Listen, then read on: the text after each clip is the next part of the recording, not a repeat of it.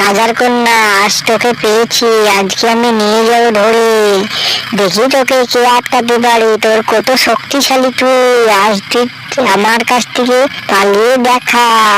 হা হা হা হা, তুই বলে অসীম শক্তির মালিক। হা হা হা, আজ দেখবো আমি আমার থেকে তুই শক্তিশালী কি না।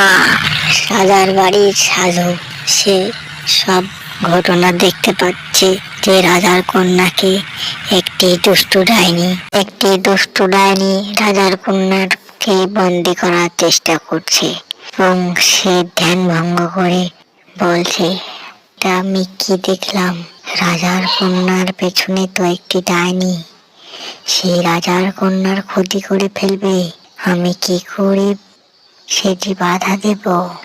এক্ষুনি যেতে হয় আমায় রাজবাড়িতে এবং রাজার কাছে গিয়ে জিজ্ঞাসা করতে হবে তার কন্যা কোথায় আছে।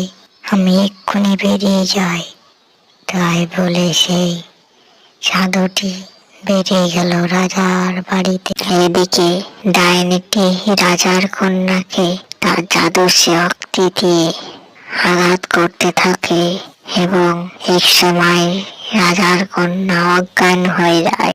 ওদিকে রাজার বাড়ির সাধু রাজদরবারে এসে রাজার সাথে কথা বলছে।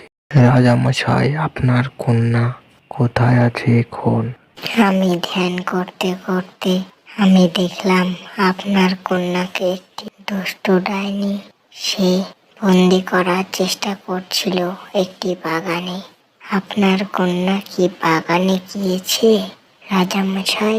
হ্যাঁ রাজপুরোহিত, আমার কন্যা তো বাগানের দিকেই গেছে। ওদিকে রাজার বাড়ির সাধু রাজদরবারে এসে প্রচন্ড বিপদে আছে।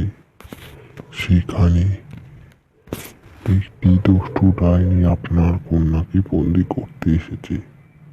তাড়াতাড়ি চলুন মহারাজ, আমাকে কি আপনার কন্যাকে বাঁচাতেই হবে, না হলে তো ডাইনিরা তুলে নিয়ে চলে যাবে আপনার কন্যাকে।